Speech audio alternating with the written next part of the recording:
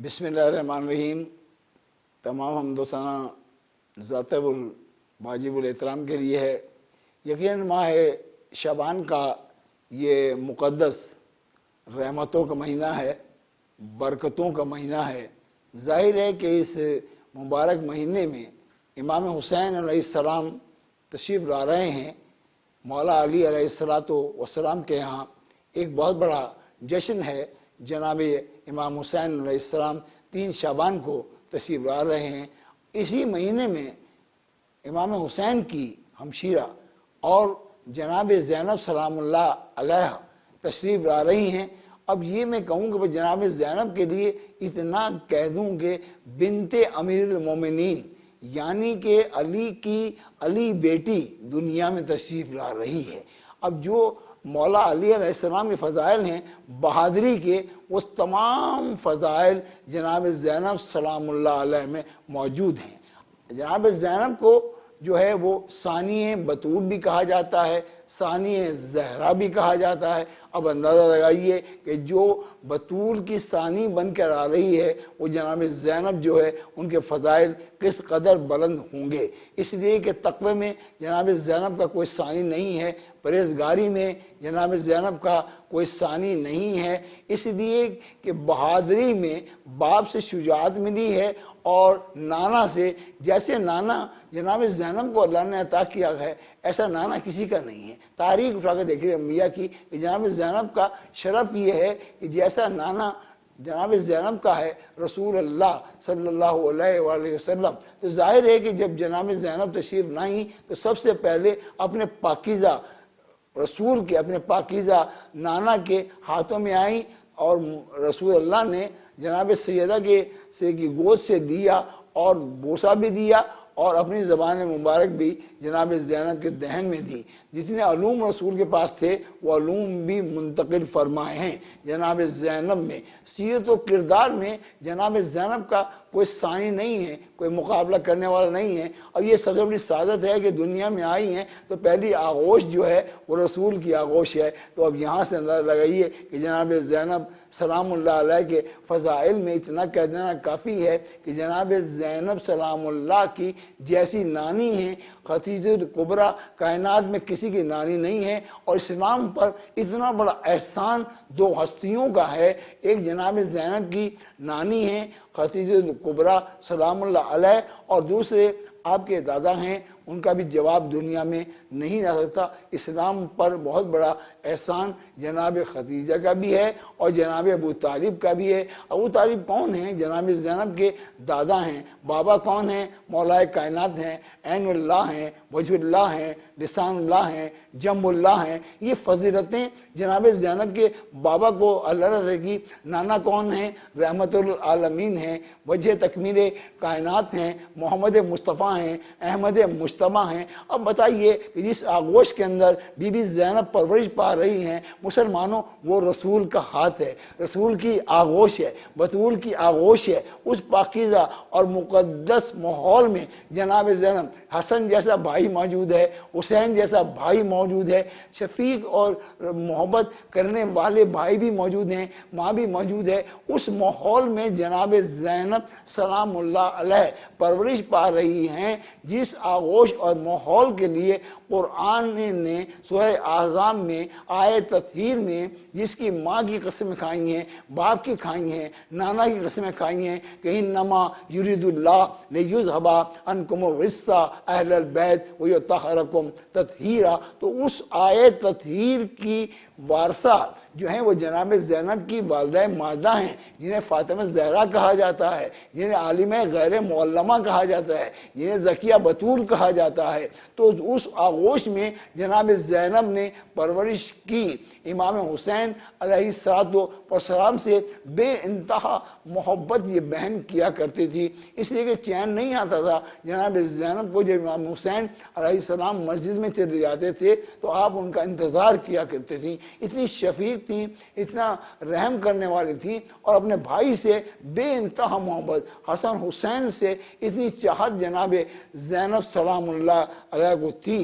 اس لیے یہ تربیت اور کا ماحول ہے، یہ وہ تقوی کا ماحول ہے۔ جناب فاطمہ زہرا نے سبق جو ہے وہ یاد یہی کرایا، دیکھو اس حسین پر اگر کوئی وقت آئے تو زینب ہر قربانی کے لیے تیار ہے۔ جناب زینب کو تیار کیا گیا اور جناب زینب نے دین اور اسلام کی خاطر اپنے لیے اپنے آپ کو تیار کیا، تمام مصائب کے لیے جناب زینب نے اپنے آپ کو تیار کیا اور بتایا کہ قرآن نے اگر کہا ہے کہ ان الدین عند اللہ الاسلام، اللہ کے نزدیک بہترین دین جو ہے وہ اسلام ہے، جو بھی اسلام کے لیے نصرت کرے گا، جو بھی اسلام کے لیے مددگار شامل ہوگا، اللہ کی نگاہ میں اس سے مقرب کوئی نہیں ہوگا، اس سے مشرف کوئی نہیں ہوگا۔ اس لیے یہ صاحب تقوی بی بی ہے، اس لیے کہ باپ کے تقوی کا جواب کائنات میں مل نہیں سکتا، اس لیے کہ جن کے باپ نے خدا کے گھر میں جو ہے سجدہ کرتے ہوئے اللہ کی ربوبیت اور اللہ کی توحید کا اعلان کیا، اسے مولائے متقیان کہا جاتا ہے۔ اب جس آغوش کے اندر یہ بچی پرورش پا رہی ہے وہ فاطمہ زہرا سلام اللہ علیہ کی مقدس گود ہے، جس میں جناب زینب پرورش پا رہی ہیں۔ رسول بھی نگہبان بنے ہوئے ہیں، علی بھی شفقت دے رہے ہیں، بی بی سے بھی شفقت مل رہی ہے، محبت مل رہی ہے، حسن جیسا بھائی بھی موجود ہے، اور آئے تطہیر کی وارثہ جناب فاطمہ زہرا کی گود میں ہے۔ سورہ کوثر کا مصداق جو ہے وہ جناب زینب کی والدہ ماجدہ ہیں۔ سورہ کوثر اللہ نے نازل فرمائی کہ انا آتینا کل کوثر فصلی لربک وانحر انا شانئک هو الابتر۔ یہ اس موقع پر سورہ نازل ہوا جب رسول کے دو بیٹے تھے، ایک قاسم اور طیب، وہ دنیا میں نہیں رہے تو رسول رنجیدہ ہوئے تو فوراً جبریل آئے، اللہ نے کہا جاؤ ہمارے رسول کو تسلی دو کہ اگر ان کے بیٹے ہم نے واپس دیے ہیں تو انہیں ہم اولاد کثیر عطا فرمائیں گے، جس سے سلسلہ امامت بھی جاری ہوگا، طہارت بھی جاری ہوگا۔ تو اسی لیے جناب فاطمہ زہرا جو ہیں وہ سورہ کوثر کا مصداق ہے۔ اور سورہ کوثر کی شان یہ ہے کہ تمام سورہ قرآن مجید کے سب واجب الاحترام ہیں، لیکن اس سورہ کو اللہ نے یہ فضیلت اختیار فرمائی ہے کہ 3 سال تک خانہ کعبہ پر یہ سورہ نصب کیا گیا اور سارے کافروں کو چیلنج کر دیا گیا، تم کیوں رسول کو تانا دے رہے ہو، اس سورہ کوثر کا جواب لے کر آؤ، جس میں اللہ نے ارشاد فرمایا ہے اولاد بطول کے لیے یہ سورہ نازل ہوا، انا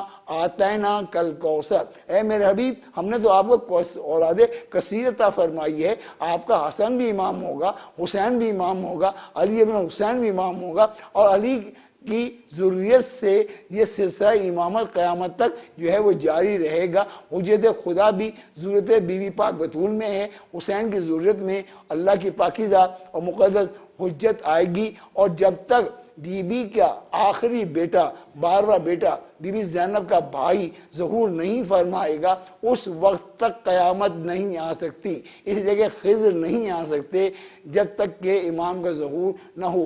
عیسیٰ سے بھی معراج پہ ملاقات ہوئی رسول اللہ کی، لیکن عیسیٰ بھی منتظر ہیں منتظر کے۔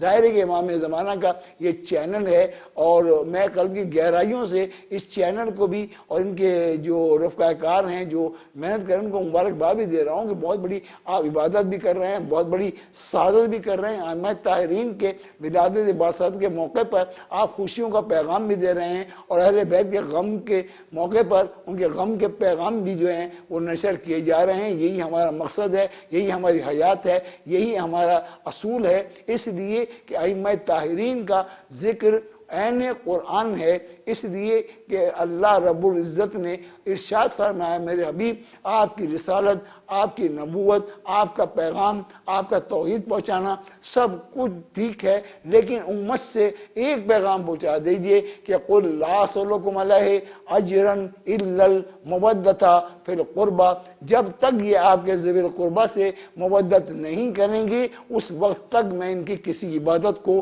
قبول نہیں کروں گا۔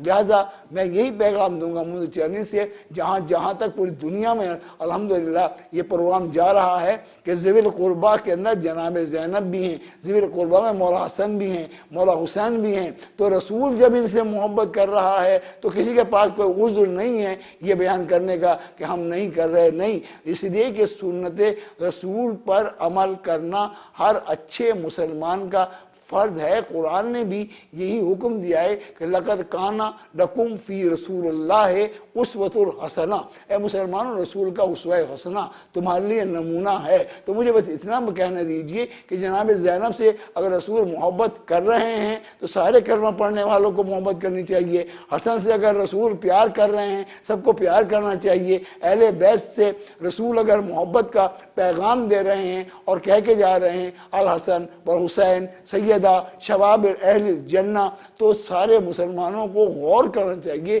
فکر کرنا چاہیے کہ جنت میں اس وقت تک کوئی نہیں جا سکتا جب تک کہ مالکان کی اجازت نہ ہو، اس لیے کہ جنتی بننا اور بات ہے، جنت کا وارث ہونا یہ ائمہ ترین، یہ بی بی زینب جو ہیں یہ جنت کے جو ہے بہترین وہ گلدستہ اللہ نے پیش کیا ہے، ان کی محبت۔ بس اتنا میں کہوں گا کہ اللہ کے دین کو جو بچائے اسے حسین کہتے ہیں، جو حسینیت کو بچا لے اسے سیدہ زینب سلام اللہ علیہ کہا جاتا ہے۔ وَمَا عَلَيْنَا إِلَّا الْبَلَاغُ الْمُبِينُ۔